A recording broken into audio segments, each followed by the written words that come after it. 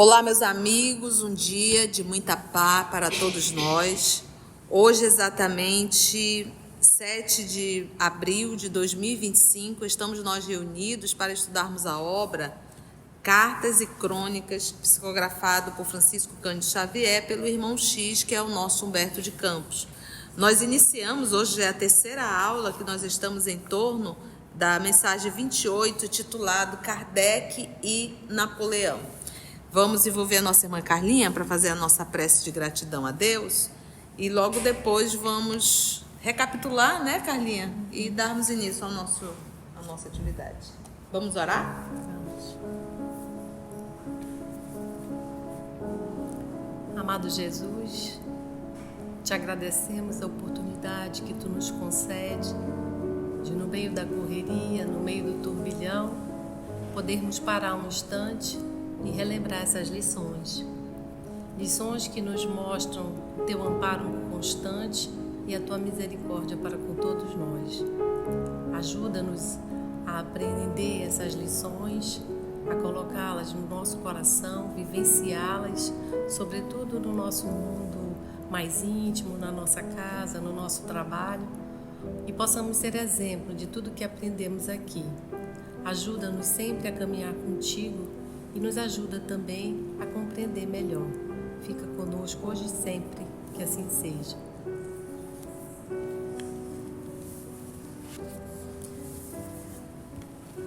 Estamos ainda na reunião que foi elaborada num palácio, no mundo espiritual, e grandes vultos da história, tanto espíritos de alta envergadura como Aristóteles, Apolônio, Joana d'Arc, Teresa d'Ávila, outros de menor vulto como Madame Roland, André Chenier, Camille Desmoulins, Robespierre, estavam reunidos nessa congregação, nesse deslumbrante espetáculo da espiritualidade, e veio como de baixo uma turma meio ainda ensombrecida, que era quem estava com Napoleão, que está encarnado e vem em desdobramento no momento do sono para essa reunião. E do alto abriu-se como uma ponte elevadiça, iluminada, que veio um espírito maravilhoso, brilhante, que pareciam estrelas, e quando tocaram o chão entre aspas, né, tomaram a forma humana. E aí Kardec aparece, a gente vê a envergadura do Kardec, um espírito, ele coloca assim como, vamos ver que vale a pena, né? Dentre todos, no entanto, um deles avultava em superioridade e beleza. Tiara rutilante brilhava-lhe na cabeça, como que a aureolar-lhe de bênçãos o olhar magnânimo, cheio de atração e doçura. Então essa é a pequena descrição que ele faz para Kardec. E aí Napoleão, vendo essa figura brilhante, se ajoelha. Kardec levanta, tenta abraçá-lo, quando uma voz do alto fala. E aí nós estamos aqui nessas advertências que Napoleão recebeu dessa voz do alto, dizendo para ele não se envaidecer das vitórias dele, que ele não está sozinho nessas vitórias, não são mérito dele totalmente, né? Então ele tem a ajuda do mundo espiritual. E aqui ele fala: não te fascines pela vaidade que buscará coroar-te à fronte.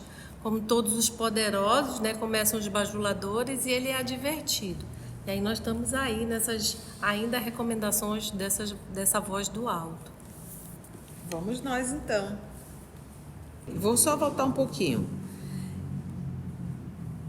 Não te fascines pela vaidade que buscará coroar-te à fronte. Lembra-te de que o sofrimento do povo francês, perseguido pelos flagelos da guerra civil, é o preço da liberdade humana que deves defender até o sacrifício. Não te macules com a escravidão dos povos fracos e oprimidos, nem enlameis os teus compromissos com o exclusivismo e com a vingança. Quem é que está falando aqui?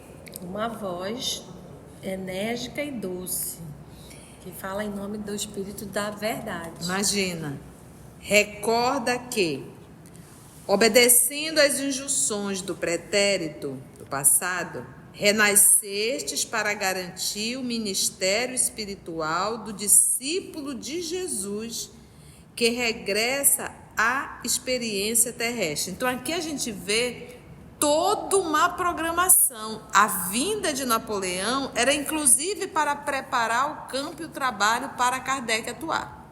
Olha que interessante. Ele diz assim, ó, recorda que, obedecendo a injunções do pretérito do passado, renasceste para garantir o ministério espiritual do discípulo de Jesus que regressa à experiência terrestre. Porque lembra que Kardec nasceu aonde? Na França. E aí nós estamos aqui finalizando quanto tempo de Revolução Francesa? 10 anos de Revolução Francesa. E lembra que ele nasce depois da Revolução Francesa, né? 1804. E vale-te da oportunidade para santificar os excelsos princípios da bondade e do perdão, do serviço e da fraternidade do Cordeiro de Deus, que nos ouve em seu glorificado sólio, né, que é trono de sabedoria e de amor. Se honrares as tuas promessas, ou seja, ele saiu do mundo espiritual, foi orientado, prometeu que ia fazer tudo, né? Se honrares as tuas promessas, terminarás a missão com o reconhecimento da posteridade, né, do futuro, e escalarás horizontes mais altos da vida. Mas, se as tuas responsabilidades forem menosprezadas, sombrias aflições amontar-se-ão sobre as tuas horas, que passarão a ser gemidos escuros em extenso deserto. E aí? Ele foi para o plano A ou para o plano B? B. Fugiu totalmente, né? Então, olha aí o quanto ele se comprometeu, né? Mas tem um ponto que a gente coloca de curiosidade, que na Revista Espírita, que a gente também viu, que é o Espiritismo, quando ele sai da casa dele para fundar a sociedade noutra rua, então Kardec vai falar com Napoleão numa audiência, pedindo para abrir a sociedade, dizendo quais eram os fins. Lembra que estava no Império, tudo tinha que pedir autorização, e ele, com muita facilidade, né, até admira-se, ele consegue facilmente o aval para abrir a sociedade no outro endereço. É verdade. É a facilidade, né? Na Revista Espírita. Ele não encontrou dificuldade, né? Isso. É verdade, Calina. Dentro do novo século, começaremos a preparação do terceiro milênio do cristianismo na Terra. Novas concepções de liberdade surgirão para os homens. A ciência erguer-se-á a indefiníveis culminâncias. As nações cultas abandonarão para sempre o cativeiro e o tráfico de criaturas livres, e a religião desatará os grilhões do pensamento que, até hoje, encarceram as melhores aspirações da alma no inferno sem perdão. Então, hoje a gente nem ouve muito falar, né? A história de você vai ardendo, ainda tem realmente, mas a concepção hoje, até mesmo da igreja, já começa a modificar, né? E nessa época era muito usado isso, muito, né? Deus livre. Ser excomungado era uma vergonha, era praticamente um achincalhe social. Então, tinha muito esse terror de ser excomungado, de queimar no fogo do inferno. Né? Confiamos, pois, ao teu espírito valoroso a governança política dos novos eventos e que o Senhor te abençoe. Fecha aspas. Cânticos de alegria e esperança anunciaram nos céus a chegada do século XIX. E, enquanto o Espírito da Verdade, seguido por várias cortes resplandecentes, voltava para o alto, a inovidável assembleia se dissolvia. Quem era o Espírito da Verdade? Jesus. Então, o próprio Cristo. E é interessante porque a gente para pensar. A gente pensa, quando a gente fala em Jesus, um Cristo distante, inativo, alheio. Ele não está. há uma programação, só que se respeita o livre-arbítrio. O Napoleão, ele reencarnou e tinha, assim, tudo traçado para ele fazer. E ele garantiu, eu vou fazer, vou cumprir. E aí, quando se reverte do corpo físico e quando se vê frente ao poder, se fascina. O poder é uma das provas mais complexas que pode existir para um ser orgulhoso e vaidoso como nós. É só a gente observar o nosso país.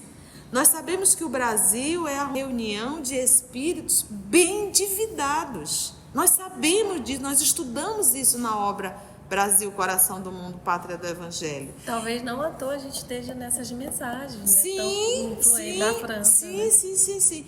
Então, quando a gente olha para o poder do nosso país, aqueles que estão sob o poder, não é a primeira vez que eles estão, e quase sempre eles continuam repetindo os mesmos erros. Então, é muito difícil um ser humano se envolver com o poder e não se contaminar. Então, a gente vê aqui, quando ele se viu com o poder na mão, ele disse, agora eu esqueço tudo, esqueço a voz da consciência, mas tia, ninguém lembra. Gente, a gente tem uma voz dentro da gente. A gente tem algo dizendo, não é assim. A gente perde a paz, a gente perde o sono, a gente perde a saúde mental e perde a encarnação. O apóstolo que seria Allan Kardec, sustentando Napoleão nos braços, conchegou-o de encontrar o peito e acompanhou bondosamente até religá-lo ao corpo de carne no próprio leito. Então, Kardec acompanhou ele e devolveu ele para o corpo, né? E lembra que Kardec estava fazendo aquele papel também de amigo espiritual, orientando ele. E aí o que aconteceu? 3 de outubro de 1804, o mensageiro da renovação, Allan Kardec, renascia num abençoado lar de Lyon. Mas o primeiro cônsul da República Francesa, assim que se viu desembaraçado da influência benéfica e protetora do espírito de Allan Kardec, que era um espírito protetor também dele, e de seus cooperadores, porque Kardec, quando veio, não veio sozinho, veio uma turma com ele, que retomavam pouco a pouco a integração com a carne, confiantes e otimistas, engalanou-se com a púrpura do mundo e embriagado de poder. Olha, o poder embriaga, né? Você perde a consciência, tal qual uma bebida alcoólica. Embriagado de poder, proclamou-se imperador em 18 de maio de 1804, ordenando a Pio VII viesse coroá-lo em Paris. Napoleão, contudo, convertendo celestes concessões em aventuras sanguinolentas, foi apressadamente situado, por determinação do alto, na solidão curativa de Santa Helena, onde esperou a morte. A Carlinha até trouxe esse material semana passada, não foi, Carla?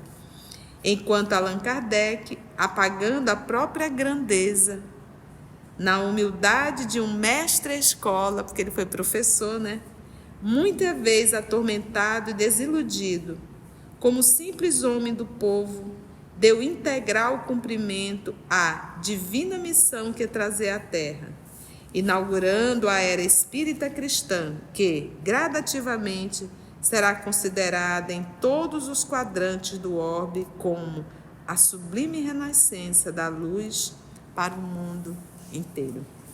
Então é por isso, sabe, gente, que a gente tem tanto respeito pelo trabalho do senhor Denis Arrivaio, porque o trabalho ele realizou, mas quem coordena tudo é o Cristo. Então, quando a gente pega o Pentateuco kardeciano, nós estamos pegando ali uma revelação, a terceira revelação.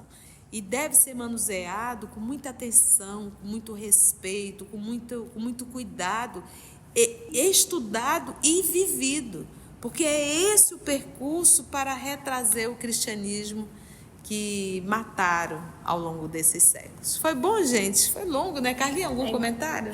Um comentário assim, é que a gente não tem noção da envergadura do espírito de Kardec, né?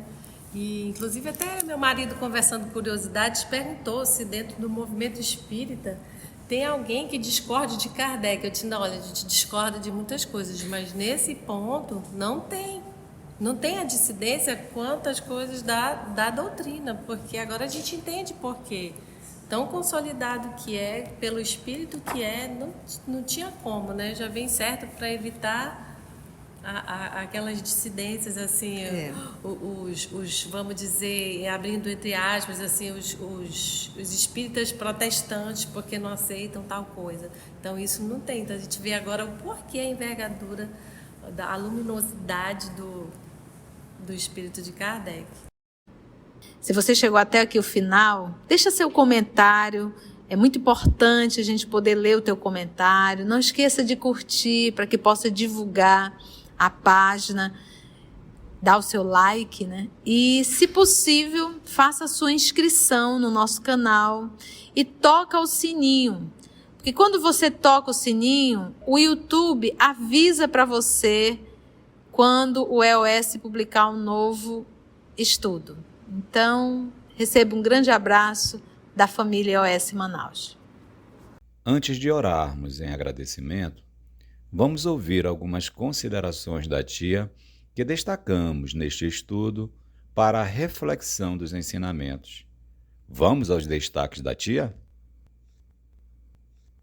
Aqui a gente vê toda uma programação. A vinda de Napoleão era inclusive para preparar o campo e o trabalho para Kardec atuar. Quem era o Espírito da Verdade? O próprio Cristo. A gente pensa, quando a gente fala em Jesus, um Cristo distante, inativo, alheio. Ele não está. Há uma programação, só que se respeita o livre-arbítrio. O Napoleão, ele reencarnou e tinha, sim, tudo traçado para ele fazer. E aí, quando se reverte do corpo físico e quando se vê frente ao poder, se fascina. O poder é uma das provas mais complexas que pode existir para um ser orgulhoso e vaidoso como nós. É só a gente observar o nosso país. Nós sabemos que o Brasil é a reunião de espíritos bem endividados. Nós sabemos disso, nós estudamos isso na obra Brasil, Coração do Mundo, Pátria do Evangelho. Aqueles que estão sob o poder, não é a primeira vez que eles estão e quase sempre eles continuam repetindo os mesmos erros. Aqueles que estão sob o poder, não é a primeira vez que eles estão e quase sempre eles continuam repetindo os mesmos erros. A gente tem uma voz dentro da gente, a gente tem algo dizendo, não é assim. A gente perde a paz, a gente perde o sono, a gente perde a saúde mental e perde a encarnação. O poder embriaga, né? Você perde a consciência, tal qual uma bebida alcoólica.